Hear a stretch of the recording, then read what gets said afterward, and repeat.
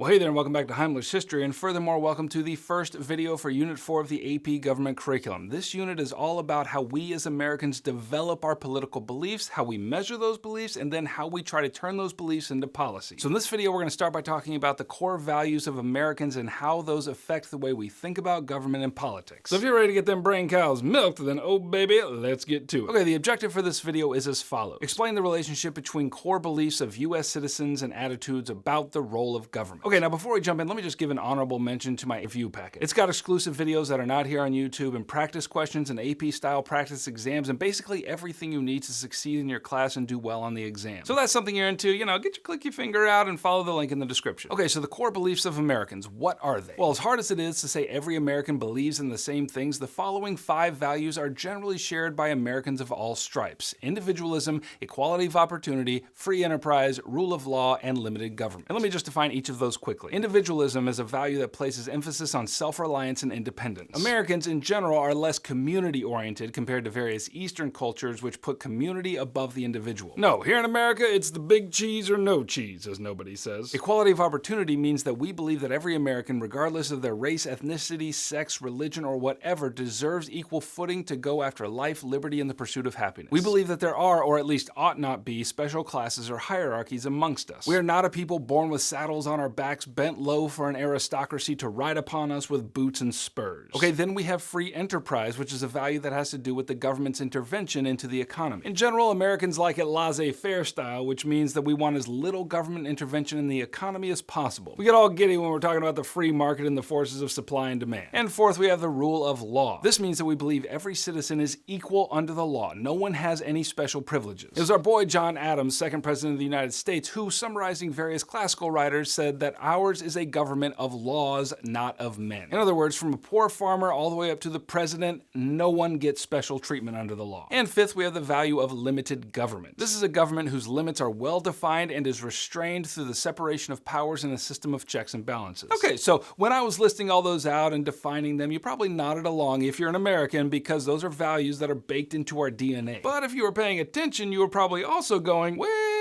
And why? Because even though many Americans agree on these values in principle, there are various competing interpretations of them. Now, it would be far beyond the scope of this video to outline all the competing interpretations, but for our purposes, it'll be enough to know how the interpretations of these values differ between conservatives and liberals, and first, a definition of both is in order. Conservatives, in general, are those who cherish established institutions and seek to preserve them for the good of society. And that's why they're called conservatives. They want to conserve the good things that have already been established. Anything that threatens to overturn those institutions is seen as a threat. Therefore, conservatives tend to emphasize smaller government which provides fewer services to the public. Liberals, in general, are those who push for new reforms in order to make society more just and equitable. And that's why they're called liberals, which is another word for free. If conservatives want to tighten the reins on change in society, liberals want to let the reins out as long as those changes are going in the direction of increased justice and equity for all. So to illustrate this, let me just give you an example. During the women's rights movement in the 1960s and 1970s, women called for equal rights with men. They wanted equal pay for equal work, for example, and no discrimination based on their sex when it came to seeking jobs. Now, conservatives, when they opposed this, did so for many reasons, but chief among them was that encouraging women to work outside the home would destroy the traditional family structure in which the man worked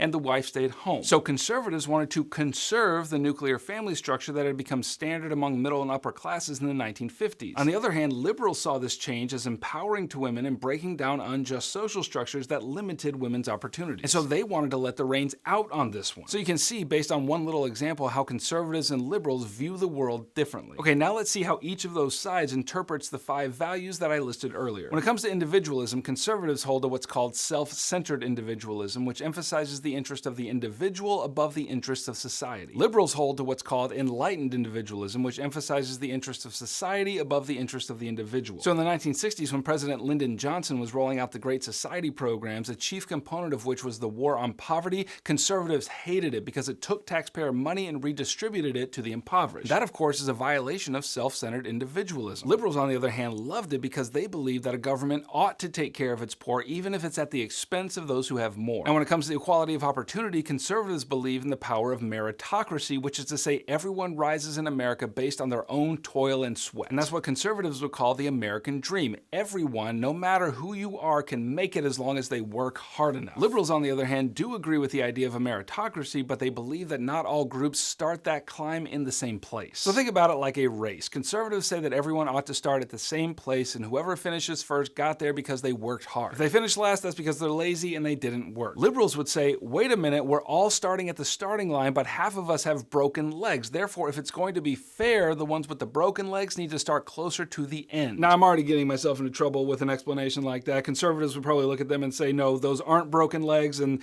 the liberals would say, yes, they are, but now, when it comes to free enterprise, conservatives want the government to stay out of the affairs of businesses and just let the free market determine what's best. Liberals, on the other hand, want the government to intervene with appropriate regulations to ensure the safety and equality of the workplace. The classic example of this dichotomy is how two different presidents approached the Great Depression. The conservative Herbert Hoover, when the Great Depression began, basically just said, the market's going to correct itself eventually, let's not intervene. But when liberal Franklin Roosevelt replaced him, he got busy quick, fast, and in a hurry, getting the government way involved in correcting the economy. All right, now when it comes to the rule of law, conservatives tend to see the laws themselves as embodying equality, and therefore they emphasize the letter of the law. Liberals, in many cases, agree that laws embody equality, but they emphasize the unequal application of those laws, especially with regards to minority groups. For example, consider the Civil Rights Act of 1964, which basically outlawed all discrimination based on race, ethnicity, and gender. Conservatives would say, look, we passed the law, and that embodies equality for everyone. Liberals would say, yeah, well, we passed the law, but due to its unequal application, minorities are still not equal. And finally, when it comes to the value of limited government, conservatives want to define strong boundaries of federalism, which leads to less government interference with people's lives. Liberals, to a much greater degree, embrace the need for government intervention in society for the sake of the greater good. So yeah, all in all, Americans agree that these 5 values are things that we all believe in, but depending on whether you're talking to a conservative or a liberal, you will get a very different interpretation of those values. Okay, thanks for watching. Click right here to grab my ultimate review packet, which has everything you need to get an A in your class and a 5 on your exam in May. If this video helped you and you want me to keep making them, then by all means subscribe and I shall oblige. HEIMLER out.